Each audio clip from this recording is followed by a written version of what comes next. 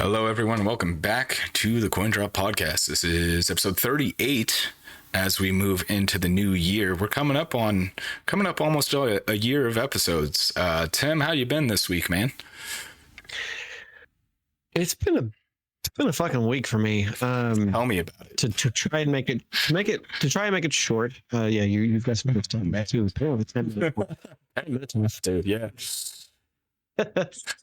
We had a Arctic blast in us, which obviously for us is like nothing to you. You're like, that's funny. You get cute, get fucked. But for us, we had a pretty big snowstorm hit us. Big snowstorm. That shut down like all the things. Yeah. All the things for about 3 days. I'm in Louisiana, mind you, so southern United States. And that basically shut down everything. We did actually have ice. I did try to drive. So it hit Sunday night into Monday. I didn't do shit Monday other than play video games, basically.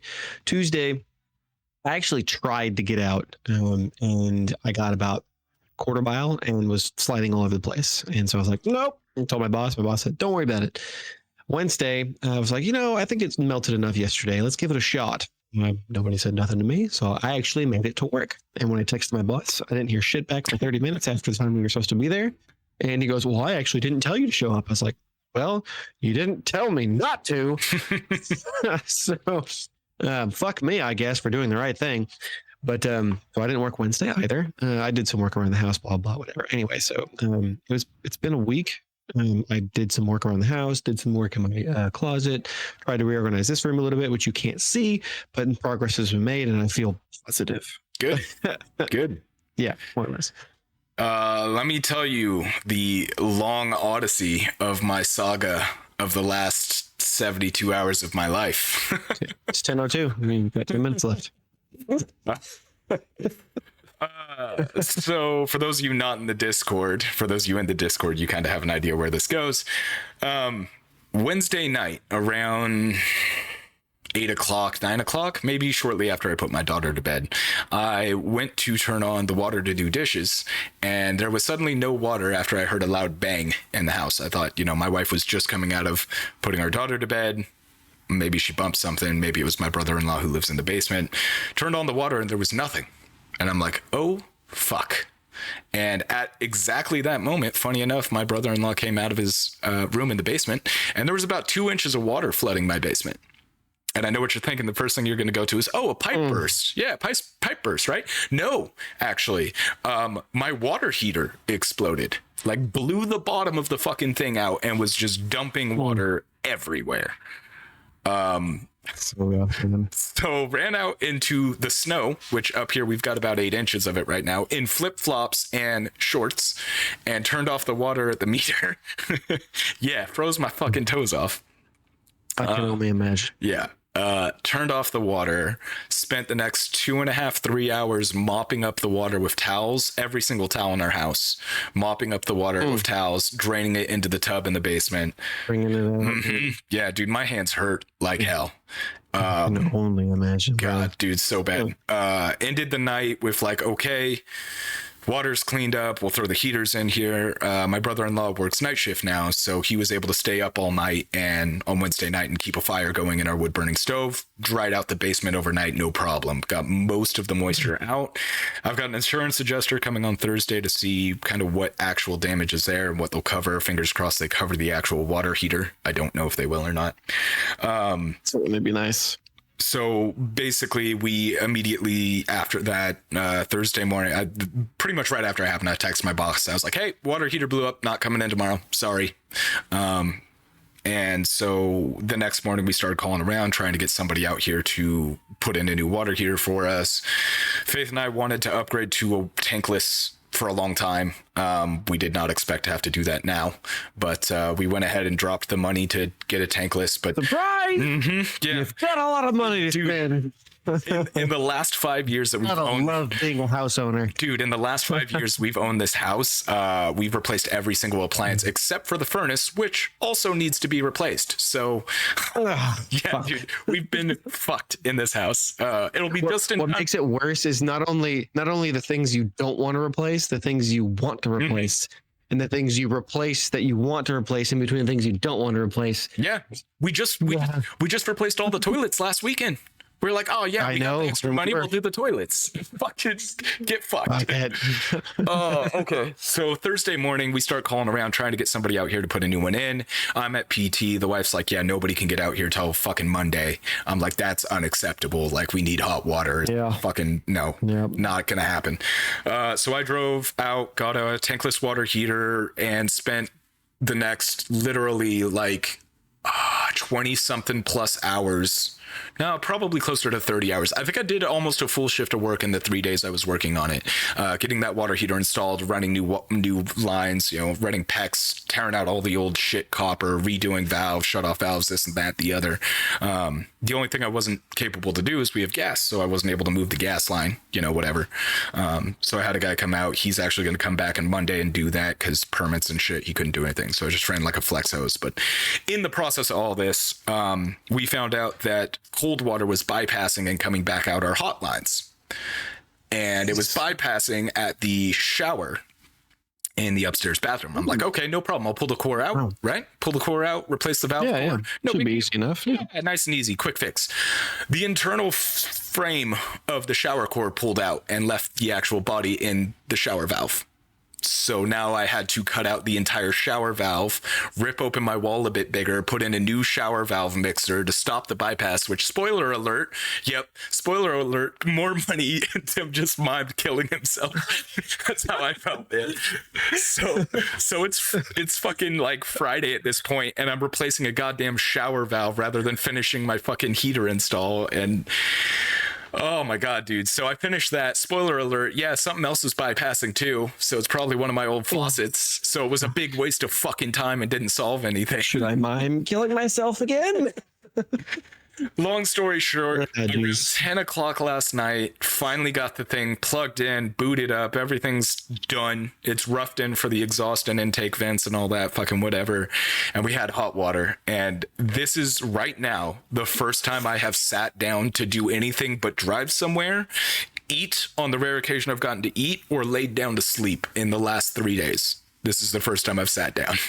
So my union hall is always hiring, and it sounds like you have a lot of rough-in experience. You want to come work with us? Dude, so the plumber I called, because I told him, yeah, literally just need you to move a gas line. And he's like, well, what about all the water lines? I was like, no, I did all those. Those are done. And he's like, oh, okay. So he came out and he looked at it and he's like, you did all this? And I'm like, yeah, man, I was hydraulics in the Air Force for 5 years. Like, water and piping makes sense to me. It's gas I don't fuck with. And he's like, do you want a job? I'm like, I'm good, man. I can't do this for a living. I'll kill somebody. So that's fuck, dude. That's been my week. And then, just the bitter cold up here. You probably got below freezing. We got below -20, I think was our lowest. So we got to wind chill about 5. I think. So let me tell you, actual temps of like 13, I think might have been lowest, something like that. After about -20, there's no real temperature past that in my experience. It's just how much quicker you get cold. Like, everything hurts the same after -20. But let's talk about some video games.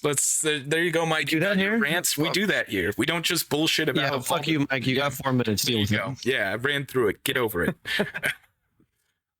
For anybody else listening to the podcast, just so you guys are aware, sorry that I ate up the first 10 minutes with this nonsense. The real podcast starts now, so here you go. So for those of you joining us on screen here, we're going to be talking about the Crew lawsuit coming out real soon. Now, this is from some legendary YouTuber I have no idea even existed prior to reading this article, so I guess I'm in the dark on that one. His name is Russ Cursed Farms Scott. He's a Half-Life YouTuber guy that did Freeman's Mine. I have no idea what any of that is. Don't know him either. He did voice acting for legendary. My ass. Hey, look, man. When it comes to fucking Half-Life YouTubers, I wouldn't be surprised he's legendary. Lethal said in here he is really legendary if you don't know who they are. Yeah, 100%. I got no idea who the guy is. Good for him. But he is in the process of attempting to sue Ubisoft over the Crew. So the whole lawsuit from this article, and I will post this in the show notes for you guys to read. It's a really good article. Guy makes some good points. We're going to talk about him here. Basically, his whole argument is that the crew is shutting down, and it's an online-only game. The license, whether you bought a disc or a digital copy, the license was for a perpetual license. It was not a subscription, wasn't anything like that. It was never technically games as a service, the crew. But because it's online only, if it shuts down, the people who paid for it will now not have the product they paid for, which the verbal agreement, I guess you could say, was that they would always have access. This guy's under no delusion that he's going to win this lawsuit, but he is hoping to kind of set a precedent in a legal gray area when it comes to games as a service. Because as we know, that is a real game. It's a real gray area. Some of the arguments he makes is, quote, I think the argument to make is that the crew was sold under a perpetual license, not a subscription. So we were being sold a good, not a service. Then the seller rendered the game unusable and deprived it of all value after the point of sale. It's possible that argument won't hold up either, in which case I think there's no possible way to stop this practice, at least in the United States. But to the best of my knowledge, this angle has never been tested in court and might actually bear some teeth. So I like this point for multiple reasons. One, it affects the people that bought the game. It also affects anybody trying to resell the game. This game is now useless. So anybody who has bought it, any retailer, GameStop, anybody that purchases used games now has a defunct copy of a game that can't be sold because it's completely offline. It's dead. It's gone. So I think that's a fairly good argument. He goes on, another good quote that I like from him here is, a decent analog for games as a service is, you buy the car, but there's a line in the fine print which says they can destroy the car whenever they want, but they won't tell you when. Then sometime, usually a few years down the line, they send a signal to your car that melts it down. The whole thing becomes a lump, so it's completely unusable. I think that's also a fair analogy. So, I don't think this guy's going to win. I don't think he thinks he's going to win, but the reality is this is a legal gray area. No one has said whether or not this is something that's legal. So I think his only goal here is to bring this to, a court that makes it a precedent. Whether it rules in his favor or not, at least one way or another, we'll have a court ruling saying this is okay or this isn't okay.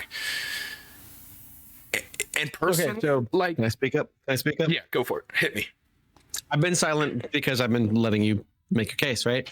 And I'm not trying to downplay anything you've had to say. Sure. My particular history, being law enforcement, therefore case law, is actually something I've studied because I was law enforcement. I believe, based on my actually not just my history, I actually really like case law because it allows for precedent. It is literally how precedent is stated, at least in the United States. This is something that will set a precedent. So at least he's got that going for him, right? Well, the precedent's going to be fuck you, sucks to be you, eat a dick. You bought into it. Like, that's my 110% professional opinion. Less than professional opinion, to be completely honest with you. I think that I understand what he's going for, and I mean I love the push. Yeah. But the only problem with this is that it basically, the only way that he could potentially win in any way, shape, or form is basically the government is now going to tell developers that if they make a game that is online only, they are going to absolutely and utterly have to they're going to have to make their game online or offline only capable eventually. And that's literally the government saying, you must do this. I mean, the government tells us we must do this every day.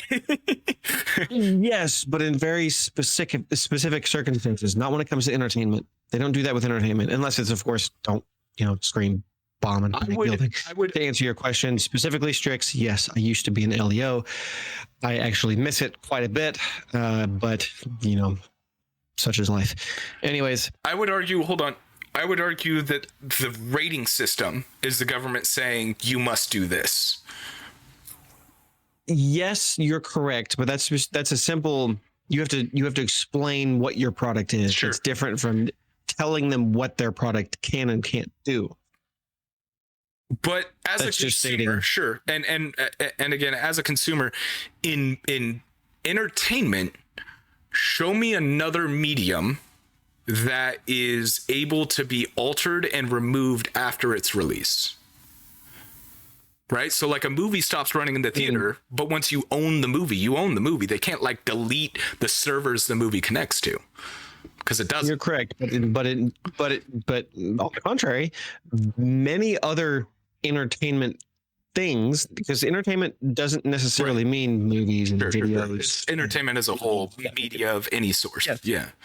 There's more than enough examples of media or entertainment basically losing support over it because it's no longer viable. And that's exactly what the case is here.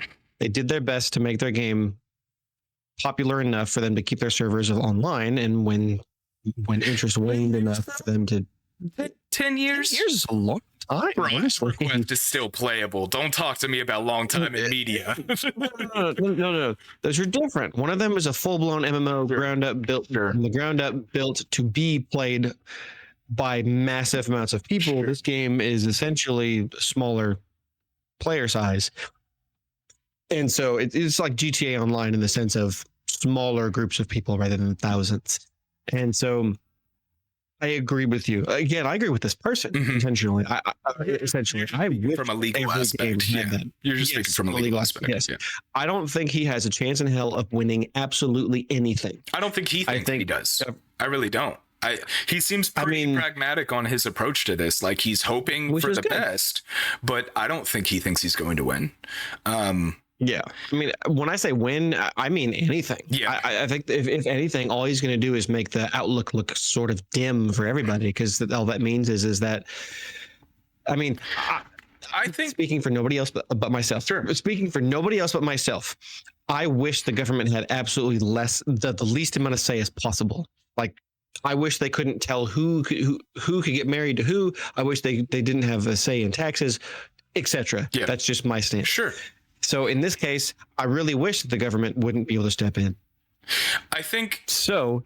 Therefore, I really wish that this wouldn't work out in his or gamers' favor, because all that means is there's precedence for government to step in and do more that we don't want them to do, which they do every day. But at the same time, I really wish that every single game would be made eventually to be played online. Like as a perfect example, and we might get into this in a later episode, but Genshin Impact, I love the game, but when it becomes offline or when they don't support it anymore, like that sucks. I can no longer play this game that I've spent literal years playing, and I expect to play for literal years more. Same thing for Final Fantasy 14 and so on and so forth. It's going to suck ass that there's going to be no means to play them anymore. I think the difference there is I don't know, Genshin's not an MMO, but Final Fantasy 14 is an MMO, right? So like the expectation there is it's going to be around for a very long time. I'm trying to rack my brain about another game that has gone offline that was online only, other than the day before, which we can't even count that as a game because it existed for 4 days. But looking at that, Destiny 1? It's still playable, still online. Okay, maybe I'm thinking of a different game. What online. Game was it? No, not Destiny. I'm sorry. It is because Halo 2 servers. Overwatch. That's what I'm thinking of. Overwatch. As soon as Overwatch 2 launched, Overwatch 1 disappeared. Fuck you. You can't play it no more. Really? Yep. Okay. Yep. That's exactly what happened. Basically, they told players, if you want to continue to play Overwatch, you're going to play the new one. So Overwatch to be played anymore. The first one, right? Yeah. But there's more games of that vein. There are games of this style that are online only that you can no longer play anymore because, like what? There wasn't enough interest in them anymore. Like what? Well, I haven't done research into this yet, but Overwatch was my example. But like Overwatch is a good one. I'll give you that. But Blizzard, fuck Blizzard anyways. But I'm trying to think of games too, and I'm thinking okay, well, Grand Theft Auto 4, those servers are offline, but you can still play single player. Halo 2, those servers are offline, but you can still play single player. And in the Master Chief Collection, now you have those servers back, right? So okay. I'm just trying to think. I found a list of Sure. Yeah. I found a list of games. Just a quick research. Sure, Although sure. I click on the article, it's strange.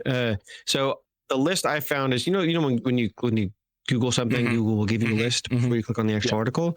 But oddly enough, when I click on the video or the article itself, it actually doesn't list these games, Weird. which is strange. But in any case, most of them are small titles, like 22/7 on Gaku, no whatever.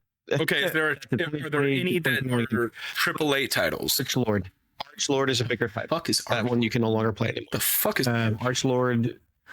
I'm kind of surprised you don't know that title. It launched in 2005. It was a very I really actually that was one title that I was really interested in back in the day because that was our Game Crazy days. So that was Archlord was one of them. Here's one. Matrix Online was another title. Hold on. So Archlord, real quick. Archlord was a free-to-play MMORPG. Didn't have a buy-in. MMO. It was a free-to-play. But it was still title. Actually, I paid for that one. Now that I think about it. It says it was free to play. So Strix actually says he played Archlord. I actually bought into that game when it first came out. I don't know if it was originally buy to play in the vein of Guild Wars, but I did buy it. Okay. I do remember that specifically. Actually, I might even have a case still. Anyway, knowing you do. Yeah, probably. Okay. I was actually cataloging my games the other day, but actually, I have found another article. Okay. There's actually quite a few. There's a Lego game that launched in 2015 that's been killed. Marvel Mighty Heroes, which looks like it's a cell phone game. Cell phone games. AAA titles. WildStar was a big one. WildStar, I fucking loved that game. That was like Ratchet and Clank, but MMO, and it was so fucking good. But that title died because it didn't have enough interest. I love also right now. Not a AAA game. WildStar was made by a AAA studio. It was made by NCSoft. Broski. Was it? NCSoft published it. Yeah, Carpenter was correct, but NCSoft. Yeah. Right. But still, big title. It was actually very, very publicized. All right. But you're correct. It is generally smaller developers. Yeah. But my point is, Dark Spore is another one of them. That's a big title. That's made by the guys that make The Sims. Anyways, the universe. I think he's going to win, but I think ultimately, what his goal here is he wants it to be brought to put in the light, right? Like, it's a very gray area with games as a service. I hate games as a service. If it's not an MMO, I can't stand it. I really can't. It gets under my skin because the legal gray area there, we're already in a legal gray area since most things are digital now, right? You're not buying a physical copy unless you're you or a collector or something like that. And you make it a point. Unless you're you.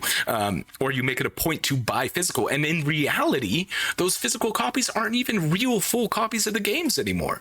You still download at least half the game the second you put the disc in. So really all it is a CD key. I would beg to say that when you buy a physical copy, you install the entirety of it, and literally the only reason for the disc anymore whatsoever is to verify you on the game. That's it. It's a verification key. Yeah, it's a CD key. That's all it is. It's a digital CD key, and it's not the same as owning the media because it still can be shut off. Yes and no, because even if your console or your device is disconnected from the internet, you are still verifying you own it by plugging it in, so long as it is not an online only game. And therefore it is still effectively the same thing. I don't know, but it is done via different means. Because my point is that I would still be able to play that game, and they actually cannot take that from me because it is hardware based. If I own the hardware and I own the disc, I bet you there's a way around it.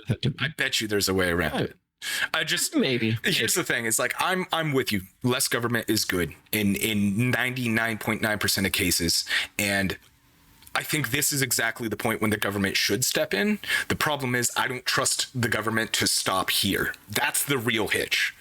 I don't trust them to stop here to solve this and then back off. That's the problem. Our government wouldn't stop here. They would push further and do other shit. No. Because that's what they do. That's what they always do. They take and take and take and take and take and take. They have. It's historical. You can literally watch it through the timeline of the United States. I don't remember who said this, but somebody important at one point said that when the government takes power, let me start over. He stated that they should never let a good catastrophe go to waste, meaning they take power when something bad happens, i.e. say COVID a couple of years ago, and they've not once ever let go of that power once they've taken it. Yep. So yes. So just to name a couple, just to name a couple more bigger titles: Hellgate London, Pirates of the Caribbean Online, Vanguard Saga of Heroes, Phantasy Star Universe. There was a couple other titles as well. And multiplayer games of that nature. Mostly MMOs. Yes, mostly MMOs. But I mean, effectively, if it's online only and it's meant to be played with at least, I mean, we've had this discussion before. Yeah. In my opinion, Destiny's not an MMO. Fuck no, it's not even close. You play with like 6 other people and at most 24 or so other people in the cities.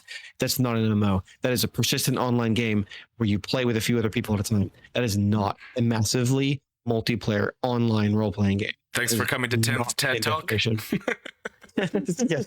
But my point is that eventually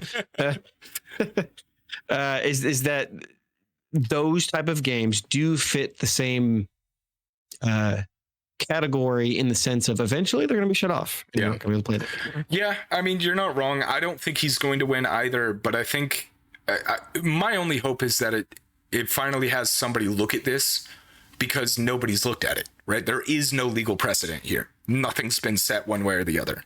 And likely what'll be, he even says that there hasn't really been anything. He's probably looked into it. He had a lawyer looking into whatever. But he's mentioned that if you own the crew, in this article, he talked about, like, you can look him up. Like I said, Accursed Farms is his YouTuber name.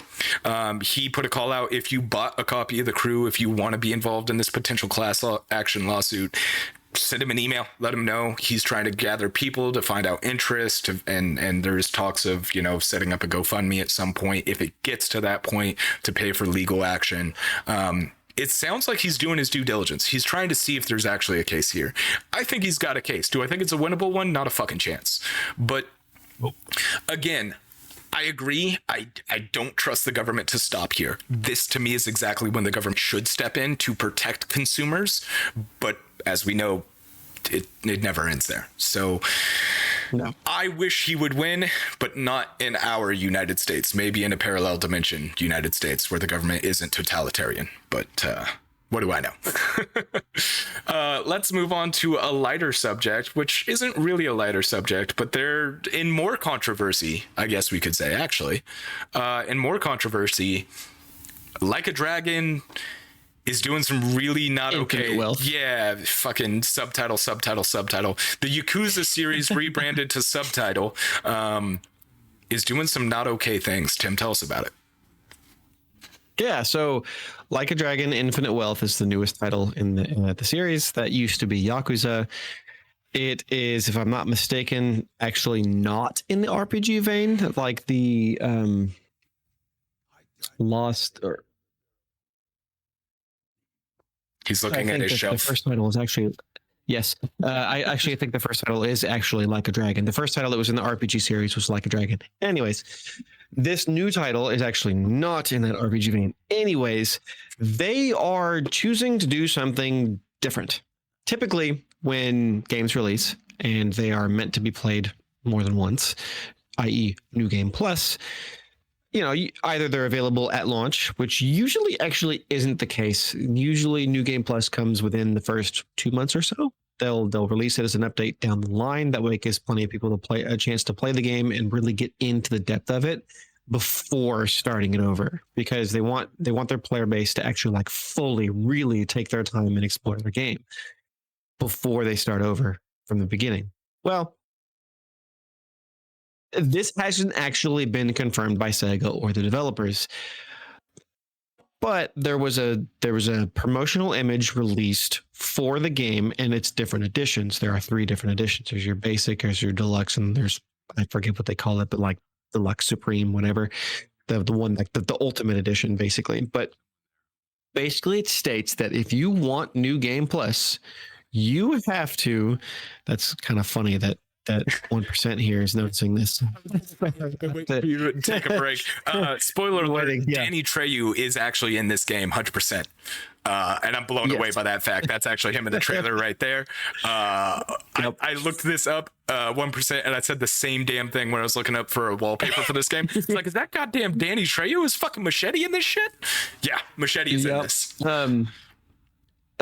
But back to the topic at hand. Thank you for derailing that. Although, thank you for noticing it too. No, thank you for noticing it too. That's what I thought. I thought it was Trejo as well. Thank you, Strix. In any case, I don't know what to tell you.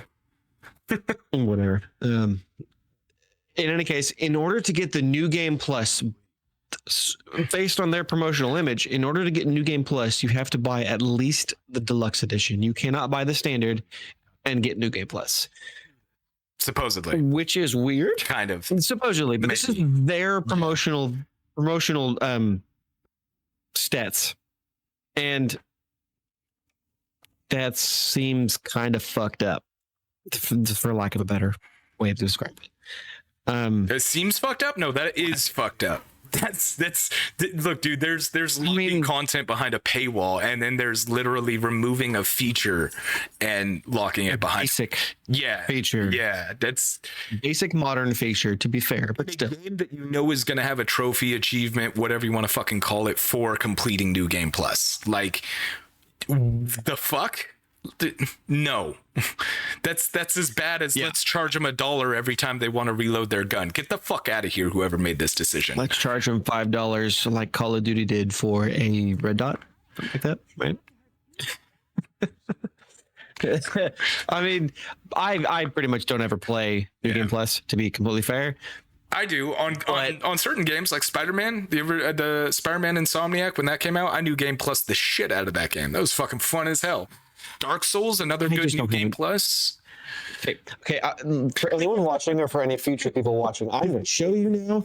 This is my shelf, and this is legitimately only about half of it. Yeah, man's got a collection. I don't have enough time. Yeah, I don't have enough time to play games twice. 99% of the time. Wow, fucking nerd.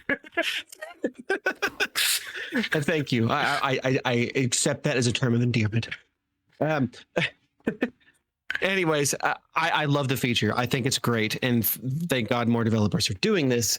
However, I personally don't have time to replay most games more than once. Yeah. So ultimately, this doesn't affect me. I still think it's fucked up. I'm trying to think. Why would you take such a? Go ahead. Like, this is just something that's like, I mean, it's only $15 extra, right? But like, only $15. Come on, only $15. You're already paying $60-$70 for a game. Only $15 more. I'm saying it in such a way that you interrupted. It's only $15, but with your information added. When it's been free in literally every other game in the past. Yeah. This is Sega probably at their worst, because Sega's actually been doing really, really good in the past 8 years or so. Like really, really good. And this is like a mark. I really hope that they're going to go, never mind, we fucked up. That was a typo. You're all getting it. But we'll see. They're Japanese, and Japanese really, really like to stick to their guns. Mm-hmm. If they make a statement, they stick to it. Mm-hmm. So we'll see. Yeah, I don't know, man. This is a tricky one. They would have to backpedal hard. Yeah, at the very least, they'd have to go, oh, no, sorry, it was lost in translation or something. And the reality is Deluxe gets it a little bit early or something like that. Like, that's the they could do to try and cover their ass on this one. But even that, or they can just fully accept the fuck up and say, we thought this was a good idea and we were clearly wrong. Stupid decision. We're sorry. everyone's getting it for free. I think the best thing that gamers can do here is do not buy this game if that's the case, because as we just talked about in the last topic, setting precedent. If everybody buys this game, if it sells well, then they have set precedent, just like microtransactions and everything everybody else claims to fucking hate but supports anyways.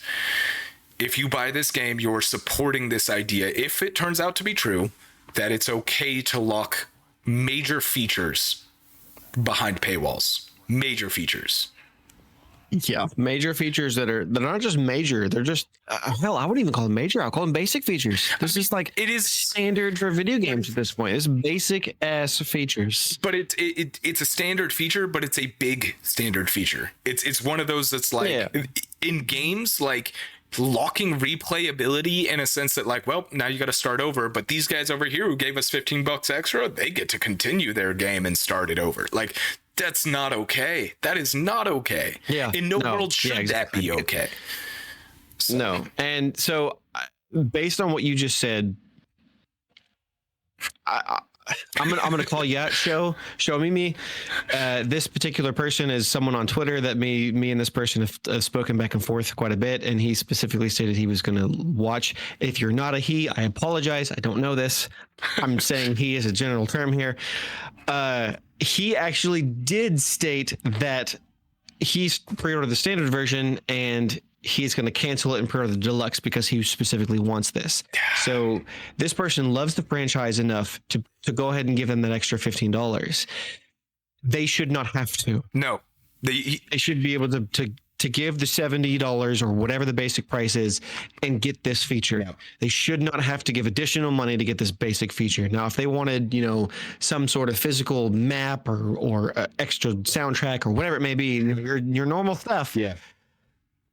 But my point is there are people out there that are going, fuck. Well, I guess I got to give them more money. Yep. And that's how microtransactions happened. That's how battle passes happened. That's that mentality. Yeah. Like, I get loving a franchise. Trust me. One of the biggest heartaches of my life was watching Assassin's Creed die. I'm very happy to see Mirage is potentially back to what it was. I haven't had a chance to play it, but like watching Assassin's Creed die killed me. It really did. That franchise, I can't tell you how many hours I spent as Desmond at the end of the first game just staring at shit and like trying to figure out what the messages on the wall in the first Assassin's Creed meant. That franchise was so... I loved it. I did. And to watch it die the way it did with Origins, Odyssey, Valhalla, it hurt.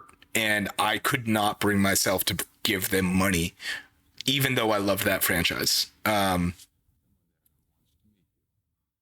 So, yeah, I get having the love for a franchise and being like, I really want this game, but man, sometimes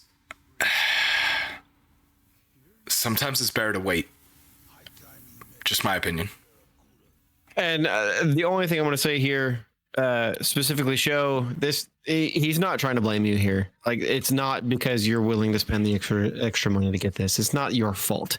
I personally dislike that particular argument. Just because you're willing to spend the extra money to get whatever it may be, in this case, New Game Plus, doesn't make it your fault. Yeah. It's such a tricky situation. That's an argument that... It's an argument that's made a lot for things like this in video games, and it's a bullshit statement, or not statement, but argument. And therefore, I understand you're in a, like, you yourself cannot make a difference. Yeah. Now, multiple people and many people can, which is why I believe when it comes to, say, digital only, I don't buy games if they're digital only. Sea of Stars is a perfect example. That game is digital only. And oh my God, I want to play it so fucking bad. I've actually managed to play like 20 minutes of it. And I'm like, I want this game right now, but I will not give them money. However, like 2 days ago, it actually is being sold via physical. A physical copy is being sold via iGet.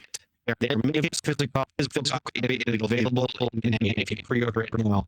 I have pre-ordered that copy. I've already paid for it. That is how I get my physical copies. If it's a digital only, meaning I haven't played Alan Wake 2, I will not play Hellblade Senua's Sacrifice or Senua's Saga 2 because it's digital only. There are games I will not play because they're physical only, and it sucks for the developers. It sucks for me because I really want to play them. I have to sacrifice. And if you're unwilling to make that sacrifice, then that's totally cool. That's totally okay. Yeah. Yeah. I get people But it that sucks you have to make that decision. yeah. It's a shitty situation to be in is do I give them more money for a feature that should have been included in the base because I really want this game, or do I miss out on a game that I really want to play and really want to love? It's a rock and a hard place, man. There's no right decision there. It's just fucked that you have to make it. Yeah. For the physical thing, I kind of get you, man, because you're a collector. Like that's your stick, that's your thing. It doesn't affect me. I'm honestly surprised we haven't seen more games go digital only. I mean, when Minecraft came to consoles, it released digital only. I thought that was the beginning of that trend. And now we're only seeing two big games, arguably big games, go digital only. So I don't know if it's going to be a modern thing. I mean, I don't know what the cost of printing on Blu-rays is, right? Like that's the bottom line. Is as a developer, how much does it cost them to physically print the game? And is that a waste of money? Because bottom line, like you could push a game to Steam and not pay a penny in production in terms of like producing physical copies. Well, one thing I can state is the two games that I mentioned specifically, Alan Wake 2 and Hellblade, Sure. Both games are cheaper than physical copies. And they rightly should be. Yeah. But most times when games are available digitally and physically, the digital versions are the same fucking price. Yeah. And that's something that I don't believe should be the case, especially if developers want to make more money. They should advertise the digital version being cheaper so they can make more money. Even if it's only $5, that's something that people, especially these days, would consider. Yeah, dude, with inflation, I'm going to save $5. Yeah, no. I speaking of inflation, I've done the fucking stats. It's ridiculous, and it's not just inflation. I won't continue further because this isn't a political debate. But I've done some research. I've done a lot of research. Anyways, that if a game is available digitally and physically, digital should be cheaper. End of story. Yeah, but that's usually not the case. However, these two specific games, the digital versions or the digital only versions, are cheaper. So that is a good step in the right direction, even though I don't like it. One day, buddy. One day, sometime soon. Physical's gone. I'm gonna fight to the death, including. Tim has killed himself again on stream. I apologize for the acts of violence that you've witnessed here today. That's twice in one stream. And we haven't even mentioned Digital Foundry yet. Oh, there we go. Oh, hey, there it is. Yep. I actually planned on it tonight. Of course you did. We just haven't made it there yet. Shit. So, I mean, that's let's move on. We've got kind of our last topic for the night, which we've kind of already alluded to with some of the digital news only. Xbox had a showcase I was completely unaware of because I was busy knuckles deep in piping. So tell me about it. As he takes a drink, I tell him to tell. Yeah. So Xbox had their 2024 showcase, or they called it Developer Direct 24. And it's aptly named. Everything that they talked about in this showcase, which was Thursday, mind you, everything they talked about is releasing in 2024, which, to be fair, it's only 5 titles. However, it's still 5 titles and 5 fairly large titles. One of them is not made by themselves. It's actually made by Square Enix, even though this was announced back in December. Whatever. It's personally a title I'm looking forward to. And I'm really, really excited to see this franchise come back. The other 4 titles are made by Microsoft Studios, therefore they're exclusive to Xbox or PC. And so anyways, they talked about 5 titles and every single one of them is coming out in 2024. The first title, actually, I'm going to be honest with you. I actually didn't watch the showcase. I watched it aftermath. I was actually in school at the time is the reason why I didn't watch it. So I looked at everything announced. The news. Yeah. I didn't watch it because I was in school. I had no option. Yep. Nope. I was at work and then I went straight to school afterwards. Anyway, so I believe the order they were announced in is the order that I'm looking at, which is an actual Microsoft website, xbox.com. And so I'm going to tell you the titles. The first one was Aria History Untold, which is a very civilization/Sims title. Sims in this case of Sim City, I mean, rather than Sims. Gotcha. The next title was Avowed. The Avowed, made by the Obsidian Games. It's a very Skyrim style title. The next one was Visions of Mana, coming from Square Enix. It's the Mana series. It's another RPG. It was announced back in December. The next title after that was Hellblade 2: Senua's Saga, or I think actually properly named Senua's Saga Hellblade 2. I hate that personally, but whatever. It's Hellblade. The next fuck it. Hellblade title, yeah. And then Indiana Jones and the Great Circle. That one actually, that specific title has some legal trouble, maybe, possibly. We'll get into that. So I really don't think there's much to talk about when it comes to Aria History Untold. It is a PC only title, not Xbox, interestingly enough. It is a PC only, like I said, very Civilization style title. Meets a little bit of SimCity. I really don't think there's much else to talk about that, other than what I noticed about it when in the trailer that I watched was that it is. It seems like you choose a specific famous person from history or important person in history, and then you build on the history of the world, because the title, the original trailer starts in modern times and then goes, well, let's go back in time, and then they go back to where there's no human anything. Okay. And then they actually have him choose George Washington, or him meaning the person narrating chooses George Washington, and then sort of semi starts building civilization. Why they chose George Washington when he's, like 1800s, but whatever. I don't know how that particular portion works, but it seems like you essentially build history, just like Civilization. That's why I mentioned that title. The next one is Avowed. It's by Obsidian. The people who made the good Fallout. Yes. They are best known for making sequels to very good titles, and the sequels tend to be better than the original titles. I mean, you're not giving them credit for their best game ever, Outer Worlds. I always get those two swapped. Yes. Yeah. That's their best fucking game. Yes, this is Fallout in space. Best way to describe Outer Wilds if you've yet to play it. But it's not extremely. I said Fallout. No, I know. But like, okay, Starfield is Fallout in space too. So that's what it's like. But they also did make, what was it, Alpha Protocol, and that title was not good. That was their absolute first original title, and yeah. I personally think that game was underrated. I think it had a lot of nuances to it personally, but yeah, it wasn't well received. It wasn't an awful title, but it wasn't great. Yeah, it wasn't well received. Outer Worlds was, even though it was still clearly the underdog compared to the other titles they've made. Yeah. But it was still great. Yeah. Anyways, Avowed, I kind of have mixed feelings about this title. It clearly looks like a Skyrim title in the sense of it's a fantasy. It's a first person only. Actually, one of our patrons specifically stated that he's already not going to buy that because he doesn't like first person titles. But does it run on the Unreal? Graphics are good. Does it run? Oh. Yeah, the graphics are good, but they're not fantastic. Like, ultimately, I don't think this game really pushes anything forward graphically. Bro. Animation quality? Huh? It's Unreal Engine 5. That means that it's UE VR capable from Prey Dog's mod. So for those of you PC gamers, last episode. Yeah, Prey Dog. A week ago. Yep. Yeah. You are correct. That.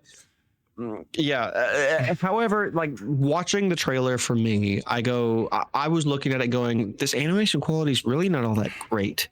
The character models are good, but ultimately everything about this sort of feels like kind of that in between. This is going to be weird to say. It's going to be in between PS3 and PS4 and PS4 and PS5 quality. Like, it's that like mid-gen PS4, Xbox One, like, not amazing animation quality. But I really, really like Obsidian. I love Obsidian games. I don't think there's a single thing they've made that I've disliked. Even Alpha Protocol. I thought Alpha Protocol was decent, even if it's one of the worst titles they've made. But anyways, Avowed, there's something about it that doesn't sit right with me. And I think it's because we're in 2024 and I'm looking at games that were made 4 or 5 years ago, and everything about those 4 or 5 years ago titles is better. Everything. animation quality, graphical fidelities, you name it. So Everything. I just want to say this, take graphical fidelity and stuff like that, especially in trailers nowadays, with a grain of salt, because unless it's a 4K video, the compression ratios are not great. So take graphics with a grain of salt. If it's on UE5, I just take it with a grain of salt. That's all I'm saying. Take it with a grain of salt. I'm going to give you the benefit of the doubt there, but give a slight hint towards Indiana Jones. Okay. No, I won't give you that benefit of the doubt on that. I haven't watched anything on it, so I don't know. Yeah, we'll get there shortly. The next title, Visions of Mana. It is a Square Enix title. It is in the Mana series, which has been going on for quite a while now. They tried to bring it back in PS2 generation, and I actually really liked that title, but it wasn't really super loved. They actually brought it back again by remaking one of the old series on modern. Well, when I say modern, I mean PS4, Switch, and Xbox via one of the Mana titles that I keep looking at my games because I actually looked at it earlier today. But it's a Mana title. Anyways, they remade one of the originals, and it was actually really freaking good. Visions of Mana is actually the next entry in the series. It's not a remake of any sort. It's coming in summer 2024. It looks freaking good. It is an slightly anime-based game. It's an RPG made by Square Enix. If you like anything RPG that Square Enix makes, Visions of Mana is something you should look into. It looks maybe similar to the Tales games, the modern Tales games. So I really don't need to go much more into that. Square Enix RPG, look into it. We do need to kind of rapid fire these last couple. We are at 51 minutes in our recording, so quick fire. Okay. Quick fire. Okay, next one, Senua's Saga Hellblade 2. You already talked about it. Since 2018. You already talked about it. Yeah, they've been talking about it since 2018. It's finally releasing May 21st, 2024. It is an Xbox exclusive. It is digital only. And yep, looks like I'm skipping out until it comes physical, or I guess maybe I buy digital via PC. That's the one area I'm fully willing to buy digital only. The next title is Indiana Jones and the Great Circle. That is the official title of the name of the game. It is coming out in, quote, 2024. So that sort of leaves it open to potentially be delayed, but I don't expect it to. Someone actually made a trailer comparing it to Indiana Jones, the first Indiana Jones movie. And it looks like one of those PlayStation 1, PlayStation 2 movie tie-in titles. Like, they're almost scene for scene, and that worries me. However, it's not a movie tie-in because the movie's not releasing anytime soon. Although they are making a new Indiana Jones movie. Anyways, it's not made by Bethesda. It's being published by them. It's being made by a developer. The name escapes me at the moment. I can find it here in just a quick second. Tim. It is being made... What? It's 52 minutes. We got to wrap this up, my man. Oh, okay. The game only worries me simply because graphically it looks like it belongs on fairly early last gen titles, meaning PS4 and Xbox One. Graphically, I mean, there's games that are 3 or 4 years old that look miles better than this in every single way. Indiana Jones, I don't know. I think it's a wait and see title. I really hope that it's going to be good because I really like Indiana Jones. I absolutely love the things that they've spawned, Tomb Raider and Uncharted and stuff. And this clearly is taking inspiration from those titles, even though those titles took inspiration from the original Indiana Jones. Hope it's good. Really, that's really the only thing I could say. I just don't have a lot of hope. We'll see. So we're going to have to wrap here tonight, guys. Thank you so much for joining us. We're going to head over to our Patreon side. We got a couple of topics we're going to talk about over there. A really weird news article saying that Walmart's going to start removing physical media from their stores, including video games, starting next week. Very weird. Go to your local Walmart, see if that's happening. And Halo Infinite is already abandoning seasons in favor of quote-unquote new project. So, sorry we had to cut the Microsoft stuff short, but head over to Patreon for more content at patreon.com/coindroppod. And we will catch you guys next week. Before you leave, make sure to check our description for YouTube channels and everything else. I tend to stream most days. I play as much as I can. So check me out on the description. Don't remember my information at the moment. I'm sorry. Fantastic plug, Tim. Good job. Proud of you. Tell your mom I said hi. Tell your grandpa had drinks with your mom. Wait, what? No, that's not it. Goodbye.